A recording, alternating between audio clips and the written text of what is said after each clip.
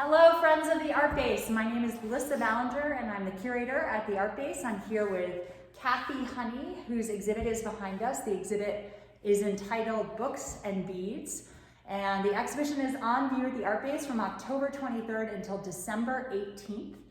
And you have lots of time to come visit. Our hours that we are open are Tuesday through Friday from 10 to 5 and also by appointment. So we really hope that you come and visit us. It's an extraordinary exhibition. You really have to come see it in person to be able to appreciate the very precise beading that Kathy has done here and also her incredible books. So Kathy has been in the Valley since 1971. She has a long relationship with the Art Base, and we're gonna get talking. I'm gonna step out of the picture so we can demask from 10 feet away, and so you can actually get a sense of Kathy. Thank you so much for tuning in. We hope to see you at the Art Base soon. Okay, so Kathy, I was wondering if we could start by you telling us about your relationship with the Art Base and how you became involved and when you became involved. Well, way back in the day when it was the Wiley and it was up at the Compass School,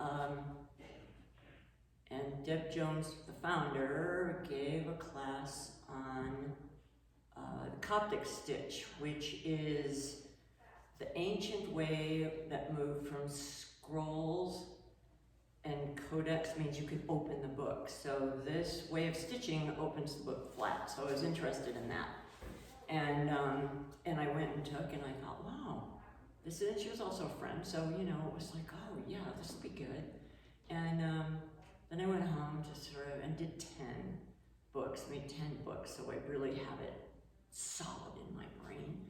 And that was sort of the beginning of it. And then it moved, the Wiley moved to Basalt. And so it's just been an ongoing relationship with love of learning and not just learning, also teaching, as far as I know, right? You were also taught. Teaching too, and the importance, of course, of the Art Base is that it's education and it's art education. And I think that in these days especially, it's just of utmost importance for kids to get exposed. And so I really have always appreciated the educational side. And now that I have a solo show, it's really exciting. And I was so surprised to hear this was your first solo show at the Art Base.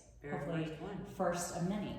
And this exhibition highlights two totally, not different bodies of work, but as the title of the exhibition details, this is Books and Beads, and there are two different series.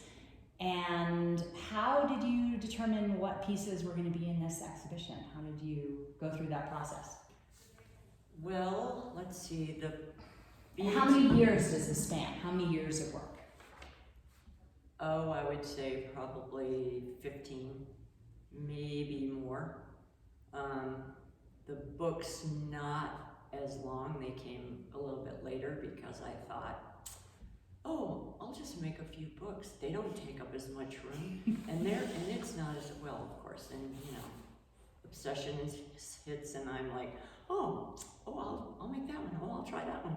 So you know, and then you just make 200 books, and you're like, well, they do take up a lot of room. Suddenly.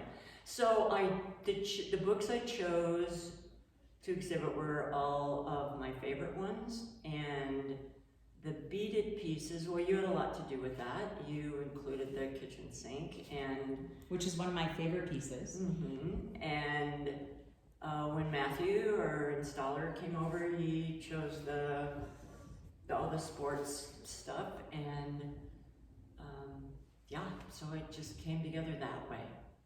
And are you pleased with the way the exhibition turned out? Do you feel like it is a great representation? I do too. Yeah. I really love, I love the representation of you, and being fortunate enough to visit your home. Hopefully at some stage we'll be able to do a studio tour with our Art Base members as well of your home and your studio, but it is a good representation of, I feel like, who you are and what the work that you do. But one of the most interesting things that I've learned about you, Kathy, is sort of how you came into art and beading specifically. So I'm hoping you can take our viewers back to your interest in art and your grandmother, etc., and then into your first beading experience and how serendipitous it was.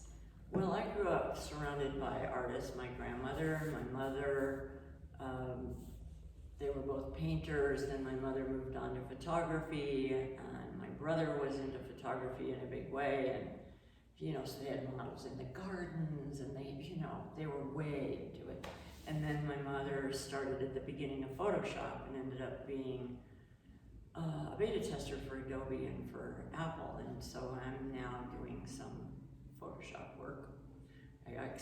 Anyway, so my part in it, I was into horses and I was into ranch consulting. I was in a whole different world. And I took a few classes at Anderson Ranch just to, as a way to relax and be in away photography or in? No, just in everything. Okay. Mostly not photography because I think cameras and televisions and those sort of things are just magic. I don't understand how they work. I don't get it. I've never been doing, they gave me cameras the whole time. Oh, try this, No, if I was lucky if I could do the Brownie Instamatic. And they're in the Hasselblads and all that stuff. So no, not photography, but mixed media, that sort of thing. And then my friend showed up from Chicago with all these beads. Like literally her trunk was full of beads that she'd gotten from some warehouse upstairs in remote places in Chicago. When she came home and put them all on this big round table I had in the living room. And I was like, well, those are fun. What are you gonna do with them? And she was like, well, yes, what are we gonna do with them? So that was sort of the beginning of it. The we is such an important part of that, right? It was really an important part of it. Because there were Did she start beading as well? Where is she in this whole process? Or did she just end up giving it all to you? Oh no, she wasn't giving it to me. She was just including me because she was excited about it. And one of the most creative minds that I've known, she's passed on, unfortunately, but she was the one that was the great influence and got this whole thing started. And another friend who was kind of looking at this going, wow, all these bags of sparkle. It was like, whoa. And so much vibrancy in the beads. And the antique ones, they have a special vibrancy. They were all the old ones from Czechoslovakia that they don't even make some of those colors anymore, and they don't make them that way. So anyway, another friend was just happened to see something that was happening at I think it was the school in Basalt, as I remember. This is back in the 80s. And she said, oh, they're having a beading class. I'm like, really? So she signed like 7 of us up. We all went. Husbands and everybody. Whoa, you got husbands into beading? I know, it was so funny. So it didn't teach me what I ended up doing, but what I did learn was how to handle the beads, because they're little escape artists. They're always trying to run away and fall off the string and be all over the floor. I mean, so it taught me how to handle them because they're little. Yeah. And the size of needles and size of thread and how you get the thread. Just the mechanics. The mechanics of it, yeah. So I was doing fancy hair ornaments for a while, and everybody was doing something. And I did teach a little bit of loom work. I didn't ever teach what I do now, because all these pieces are one of a kind, and it just depends on where I feel like putting the beads. It's not something I can educate somebody. I could teach them what glue to use if they want to put them on. Right. Anyway, so that's how that kind of evolved until, all these ornaments, the fancy stuff was all sold or was commission work, and then I just happened to see a little blurb in the Aspen Times one day, and I do not remember the year, and Dick Carter was having a local show at the Aspen Art Museum, the old Aspen Art Museum, obviously, and I thought, too bad I don't have a bar I could put in, and let's back up a little bit, because your beading work started with hair decoration ornaments, right? Like barrettes and other things, and you were selling them. Right. And then you had this big moment where you really went through this exhibit at the art museum. Is that right? Yeah, I was messing around. It was Sunday afternoon. You were supposed to bring in something on Monday morning, and I just was messing around with this old oak shoot form, you know, with the kind that they made, the last, I think they call it. And that, and so I just thought, oh, I'll put this in. Do you So know where that piece is today? I do know where it is. I kept it.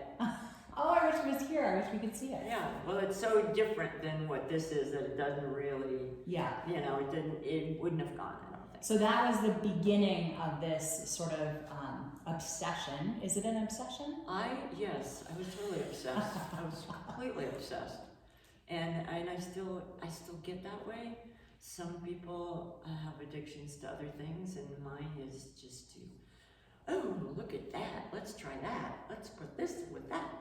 And so anyway, it went on from there, and another friend of mine who was Dutch Hodges, who was head of the Arts Council in Snowmass, said, oh, I'm gonna give you a show. So I had my first show in the lobby of the Aspen Square building. Oh, fantastic. And And it that, was do you remember what year that was? I do not. You're like, who cares? We don't need to know that. Oh, I mean, it's such ancient history by now, you know. And then you went on to have a pretty illustrious career of selling your artwork, as far as I know. I did. And can you talk about that at all? How did that progress? Did people see your work? Did you go to galleries? How did you get It just kind of progressed in a way of, you know, galleries and pursuing sales, which I don't do anymore. Mm-hmm. And just because it was fun and people liked it, and it, you know, it didn't have any problems finding a new zip code. So Right. there was that. I didn't have a huge storage problem in it. But the chase got to me, you know. I mean, your shows in New York, one woman shows in New York, and that's a lot of work. Yeah. And then galleries, you know, around the country, and you don't know who's paid for what, and now they want more, and they, you know what I mean? It was so. That was tiresome. It was tiresome, but I was young then, Yeah. so it all worked out. And then I had a life-changing experience in 2001. Didn't do anything for a couple of years. And then I started, that's probably more when I got really into the books, was after that. So the books came later. But your studio and your home, which are one, really are divided between, you're still doing beading work and you're still doing book work, right? I do Everything. And you're also now, Kathy just last week finished a class with Anderson Ranch with an artist named Maggie Taylor. She's still an active learner, which I love and really respect. And I just love the fact that you're always open to seeing what the next inspiration will be. I mean, nothing would surprise me less if the next body of work that we exhibit of yours is completely different, which I love. I love the fact that you're open to potentials of new opportunities that come to you, and what your next friend is going to drop off at your house, and see what rabbit hole that leads you down. Well, I think there's I have a relentless imagination, which is really I'm so thankful for, because it's just so much fun to be in my head. And there's curiosity everywhere. Yeah. So I don't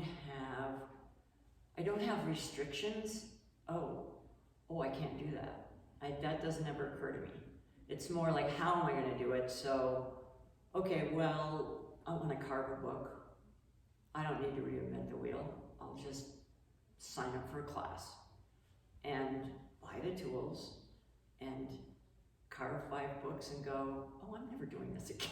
This is just... Tell the viewers what carving a book means. Carving a book means getting these fancy tools and taking this class at Anderson Ranch with this guy named Craig Nutt, who did, it's hanging in some airport in Atlanta, somewhere, I think, did this giant corn cob on a lathe. But anyway, so I'm hand tooling, and all these people are carving these very intricate things, and I'm just like a book. I just want to carve a book. So that's what I did. And it's in the show, and it now belongs to Ingrid Magnuson. Oh, So I'm so happy about that. She's a pal. And I didn't like doing it, so I sold the tools, and but the curiosity leads me down these paths, and some of them stick. The curiosity, okay, let's go learn about encaustic. I loved it, did a lot of it, taught it, and then now... It expired. And it kind of expired. I mean, I still do a bit on top of like a collage piece, and then now I put resin over that so it really pops. I mean, there's a whole thing, but the problem with encaustic for me these days is that you've been in my studio, so you know that I can be working on a bead project, waiting for the glue to dry on this while I've got a book going on, while maybe there's something else happening. If it's encaustic, that's the only thing that can happen. Yeah. Because of the setup of it. So that's why I usually wait until maybe I have a whole bunch, and then I'll do them, and then that'll be that. So I think that one of the great things about having curiosity and in combination with a good imagination is you can dive down anywhere and learn how to do anything.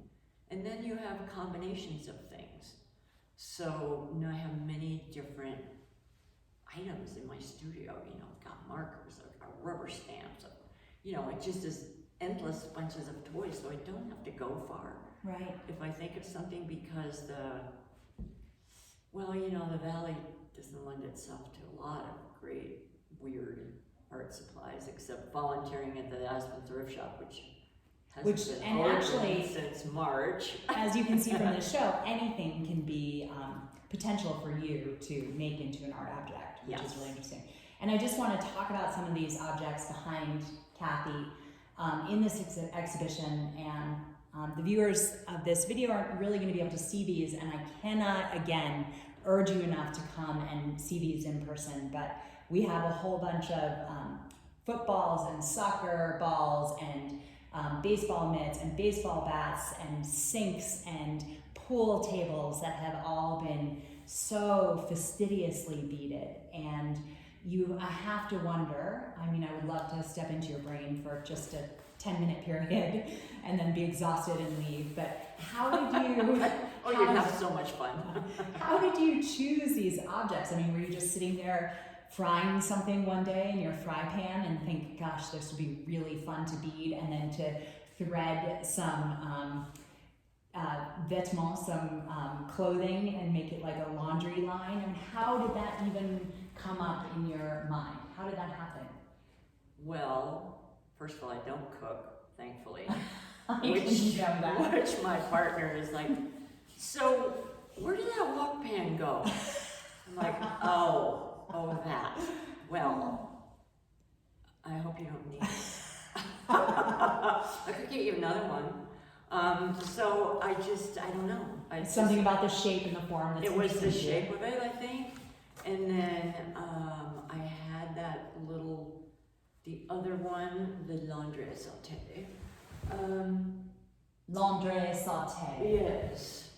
And they're wonderful little metal, they used to come in Cracker Jack boxes.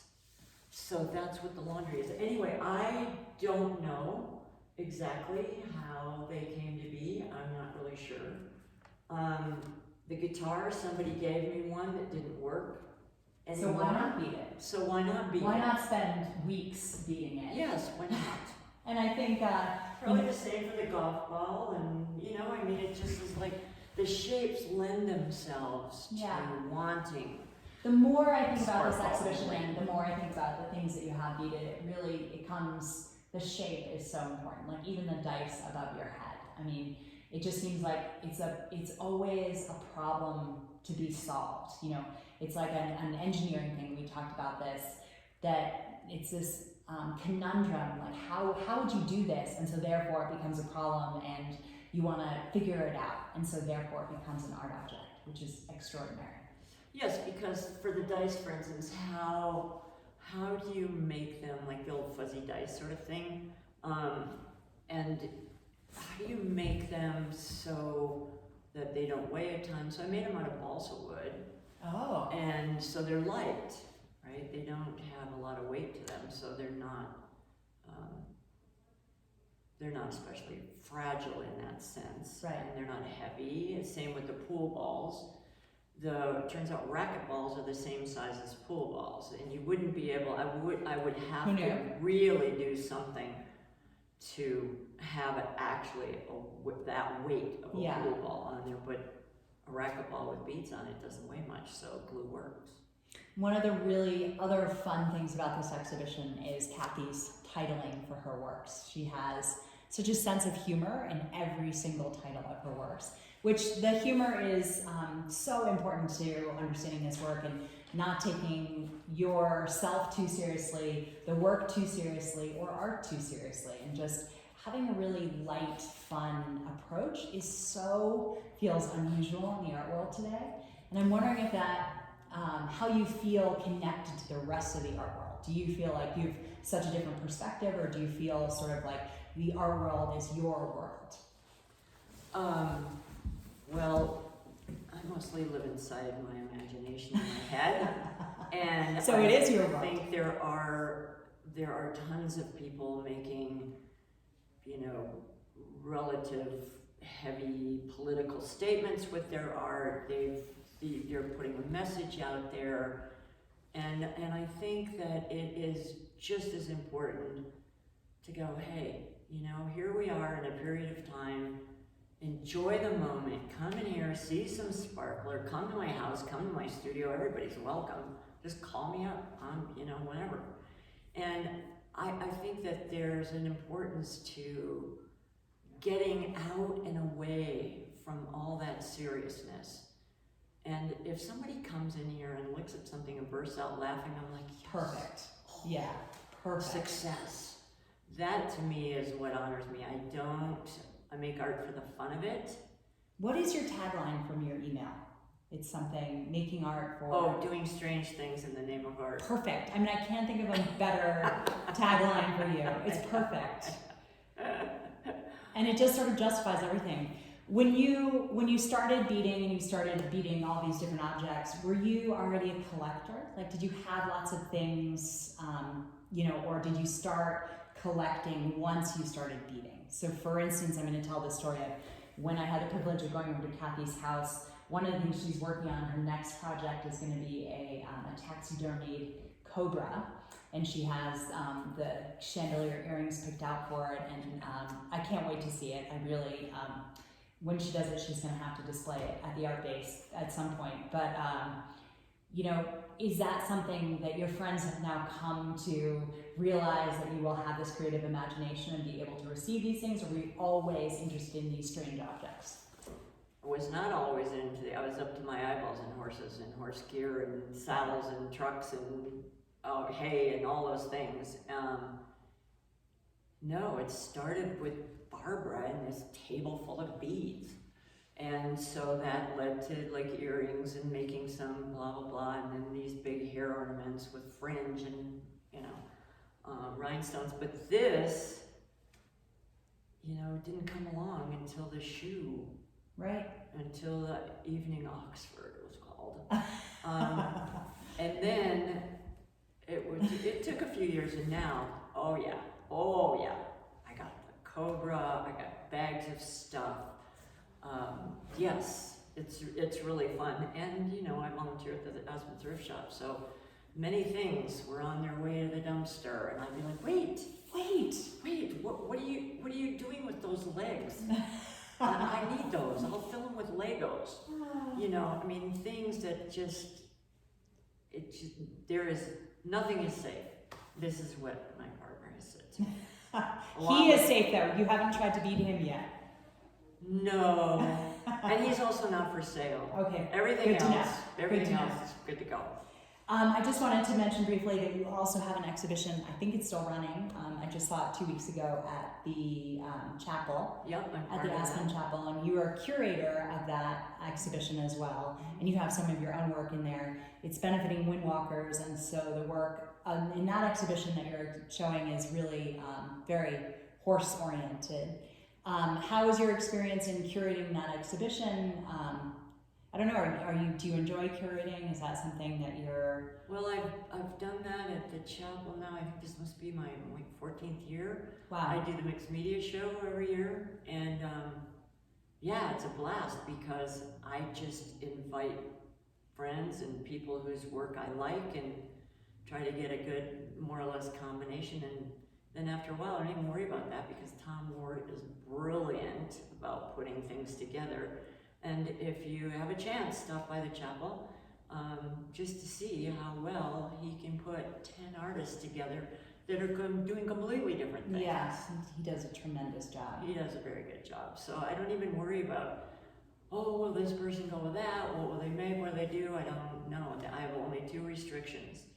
No nudity and no profanity. Yeah. And that's it. That's Those are pretty good. 2 things you can't do. And how do you feel about exhibiting your work? Do you like having your work on display? Is it intimidating? It sounds to me like you love it when you keep saying that when your work gets a new zip code. Right. So do you really make the work for you, or do you make it for other people? Or do you, like when you're making a piece, when you're beating, for instance, the blue mannequin, are you thinking about who would potentially live with this, or are you just doing it because it's coming through you? Right, it doesn't, yes, it comes through me, not from me, if that makes any sense to anybody, but I do it for myself, and I do what I like and how I think it goes together, and if somebody else likes it well enough to give it a new home, I'm honored. I'm not attached. I love what I do. I think it's really fun. I now have a storage problem, so there's that. And putting this together was really great because I got to handle all the books. They were a little crowded at my house. There's a slat wall there, or there are a lot of them. Slat wall is what Kathy's describing, what we have up here as well. Is how they have, so here they have space, in the way that I could put them back up and I could see, oh, this one looks good there, that one looks good there. So I could take my time sort of building the way the 4 different areas of the books are, and I really like that because I don't handle them at home. Yeah. I look at them, but I don't. Most of them get made. They find a spot or not, and then there they are. And just for viewers who don't necessarily understand this, what's inside the books? Oh, nothing. I'm only interested in structure. So I want to experiment with little windows full of beads and rhinestones. So those are all the wooden book covers. A lot have windows. I want to find out what happens when you sand down 5 layers of milk paint on other covers. And some of them are encapsulated in jars. Yes, we have them in jars. We have Jar City, which has sayings in every jar. There's just that curiosity comes in. Oh, let's try that. Oh, let's make a popper book. So those poppers like you get at New Year's. Yeah. So I made a couple of those. Those are my own invention. Just that kind of wanting to play and not be locked in. Content I would be pleased if someone else, or one of my friends who's an author and is writing a book right now, she bought one of the sets of books, and she's going to write in them. Wow, she's actually physically going to write She's that. physically going to write in them. So you could call them journals if you want. Yeah. I think they're a little upscale from that personally, but that's just me because I think they're beautiful and I really like them. Yeah. But they're open for interpretation for whatever the purchaser wants to put inside. Absolutely. Which is so Yes. No. Opens up opportunity for them as well. Put all your secrets in there. Just because of this particular moment in time, I have to ask the question of COVID and how much COVID, if it influenced your work at all, did it motivate you? Did it not motivate you? No, it did not motivate me. And so both Tim and I had COVID early on in March, and then, it was, a week of ugliness and not hospitalized or anything, but, you're sick. And then, another 4, 5, 6 weeks of just being tired and uninterested. Even in the sparkly beads, they didn't even. No, nothing much. Jigsaw puzzles and Netflix, that was about it. Yeah. And then we were with another pal, almost everybody knows her. brilliantly knew that all of us were in the same boat, going, yeah, okay, studio, sure, whatever. And she sent out these cards. She invited, I think, 75 artists, Valley artists, and 50 of us accepted. And she said, here's a card, do whatever you want. If it hangs on the wall, it's got to go on a clipboard. Paint the clipboard white. And those were our only instructions. I don't know where it's going. I don't know where they're going to end up. I don't know what's going to happen, but this is what we're doing. And so she hustled around and it connected with the launch pad with Brian Coley, and ended up that there was a show of this flashcard project in, I think it was in July. Yep. And that was the Kickstarter starter for so many of us. It just goes to show community is so important, that Absolutely. You know, having friends motivate you and sort of understand that everyone's in the same predicament is really extraordinary. Yeah, I agree. So what was the card that you got? I got a cake, and I was so curious, like, what's she gonna choose for me? Oh my gosh, you know, and you can't think, you know, it's probably gonna be a horse or something, you know, whatever, a bead. And it was a cake. Perfect. Oh my, yeah, because Except you don't cook. No, I don't cook. No. But you can love the tactile quality and the shape. But I like cake. And yeah, I like we love cake, to eat it. So. So it was like, and then you were supposed to write this little blurb about it. I'm like, oh, okay. That's the hardest part, right? That was the hardest part. So it was like, I'm looking at this thing, I don't do anything for a while, I'm looking. Finally, I think, okay, you just better get in gear, because what if she does come? And I don't even know. I think I probably didn't even get going on it until she actually said, okay, we do have a show in July, and you need to deliver in like 2 weeks. And I'm like, okay. So I thought, oh, think cake decorating, think bling. Of course. Of course. So I put all these rhinestones all over it on the cake and decorated, turned it upside down, put little cowboy boots on the candles and called it Cakewalk, and there you go. Perfect. Yeah, so it was really fun. And that was it. Then that kick-started you. Yeah, it got me going, because I had this coming up, and you had the show at the... Well, the chapel thing was supposed to have happened in June, and it got pushed back. Yeah. Sort of right on top of this one. And then the Zoom class at Anderson Ranch. So, you know, all of a sudden it was like, oh, I'm really busy. I had all that time when I did nothing, and now I'm just the max. And I loved hearing your transition, just from someone who also has the opportunity to work at Anderson Ranch, how thrilled you were with the experience of a virtual class, that it actually ended up, you said to me at one point that you actually really preferred that way of teaching for you right now, which is good to hear. I think that's good for viewers to hear too, that the art making and the learning of art making is not dead, despite the fact that we can't meet in person. Yes, I think that's true, and I was a little bit like, ooh, I don't know, I'm not sure, and so I thought, well, I'll just do it anyway, because she's one of I have favorite teachers in every genre, area, yeah. And so she's one of my favorites. She is my favorite in that area, and so anyway, she gave you know, you can take notes if you want, but you just listen, you just watch on Zoom for 2 hours while she does this, and goes through all these things, and then they send you the file, which has the images she used and her notes.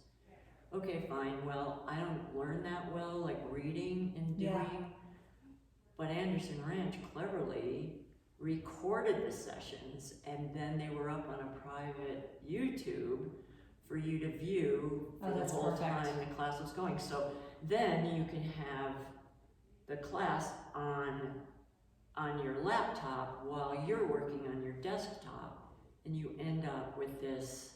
I'm impressed. Yes, I'm impressed with you. Able to stop, do it, start it.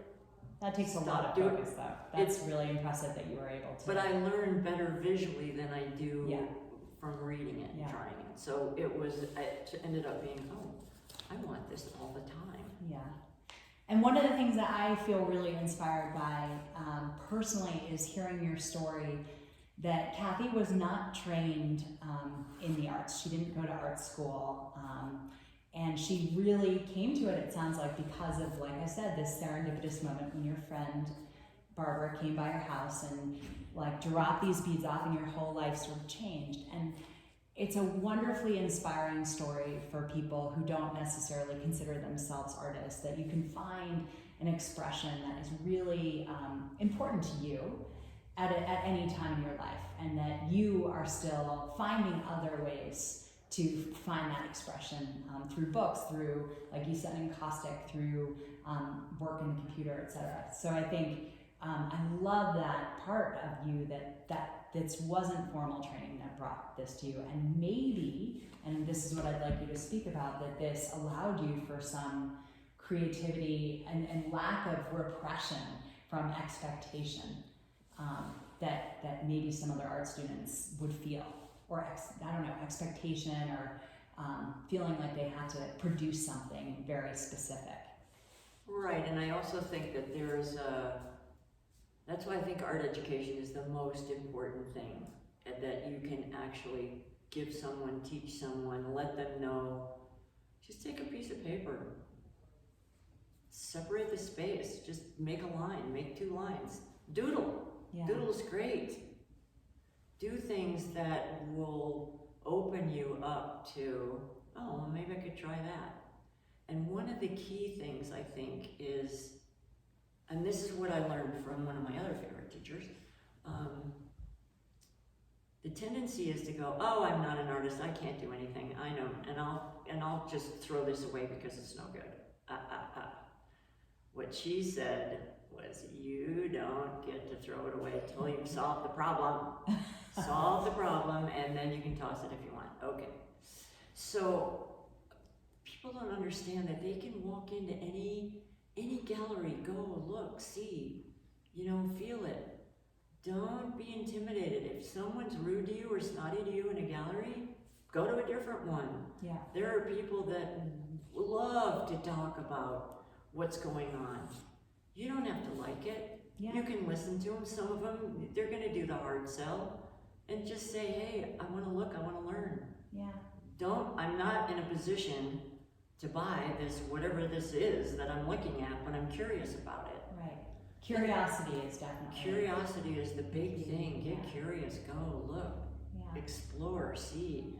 And I also think that, and this is what I would tell in the beginning of every single class I ever taught, whether it was writing, whether it was encaustic, whether it was Polaroid transfer, anything that I ever taught, I said, look at me right now and I will tell you there is no such thing as a stupid question. It's only something that you don't know and want to know. So feel free, don't be self-conscious. 9 times out of 10, 4 other people in this room are wondering that same thing. Yes, want to know the same thing. So get curious, ask. If somebody's rude, blow them off. Find somebody who's not. I'm not. Come talk to me. I'll talk to you all day long. Well, thank you so much, Kathy. I'm so grateful to have this exhibition installed at the Art Base. Like I said, it's up until December 18th. And again, I cannot urge all of our viewers enough to come see this exhibition. The gallery hours are Tuesday through Friday, 10 to 5. And by appointment, we are very willing to come in at any time so that everyone can see this exhibit. It is fun for every age group, sex, whomever. There's no one that will not be interested in this. And we're so grateful for you and for all the work you put into this exhibition. So thank you. I've really enjoyed getting to know you and getting to have this conversation. Thanks, Lissa. Yeah, it's great. I'm Take really care. happy with it. Bye-bye. Bye.